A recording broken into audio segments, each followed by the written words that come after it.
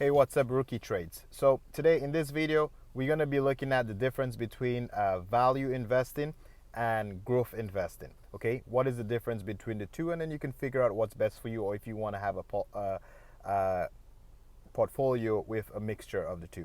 So when we think value investing, just think of it exactly like the word sound, value. So it kind of sounds like cheap. You're looking for a deal. You're looking for cheap shit. Okay. So let's just say, for example, if there's two businesses, both of them are coffee shops.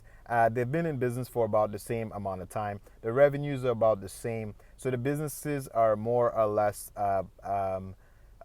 identical, and you can compare. They're good comps. Okay. And one business is being traded with a market cap, a market valuation of $100 billion, and the other one is $80 billion or $70 billion.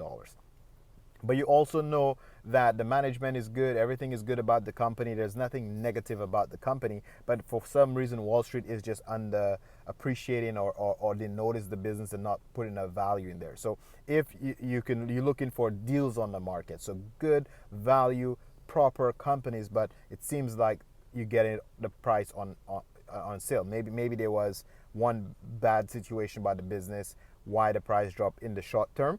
But the idea is you want to buy the stock on the dip and then hang on to it because it's a good solid company, and you know that maybe in the next few months or so you will get the money. So basically trying to buy stocks or businesses on sale. That's part of the value. The second part of value investing, or another way you could identify a value investor, what value investors do, is not just a matter of buying stuff on sale, but buying stable companies, stuff that has been around for a while. So I'm out here in Canada, so our energy company is Enbridge. The most popular one is Enbridge. So they buy a lot of energy stocks because Enbridge is not going to be maybe expanding or having so much new locations or whatever the case may be.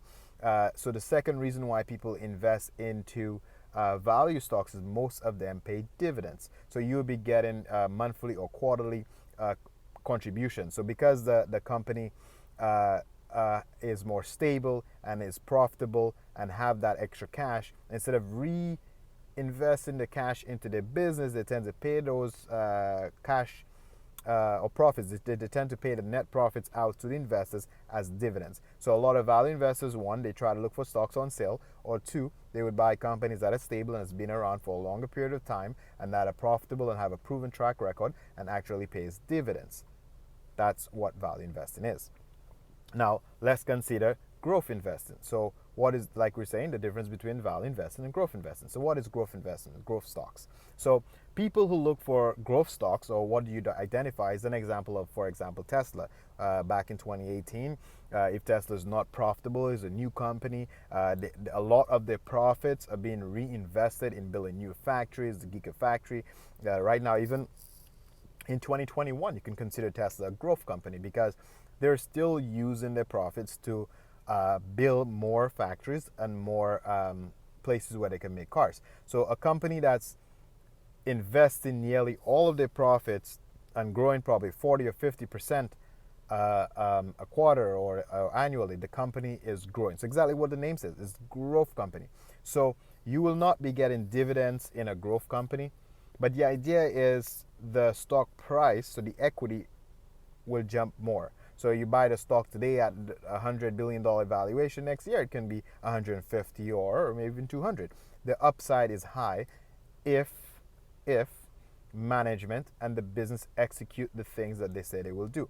It is risky to get into growth companies, but the potential for gains are higher. And also, the potential to the downside is equally high because it's a growth company. There's no guarantee that they will eventually be profitable. So growth companies can give you great upside, but also more likely of a downside as well.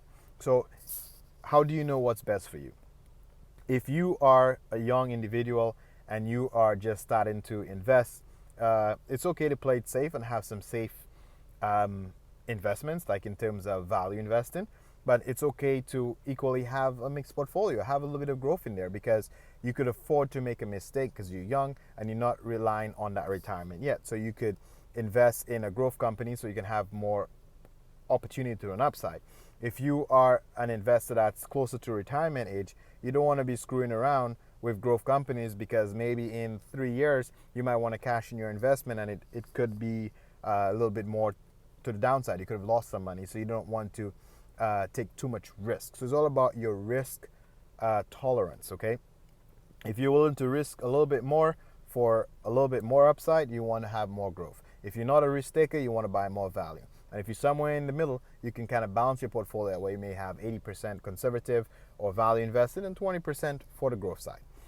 Hopefully this was helpful and kind of giving you an idea what's the difference between growth and value investing. Guys, keep investing and don't forget to subscribe, like, share. We appreciate it. Thanks, and I'll catch you in the next one.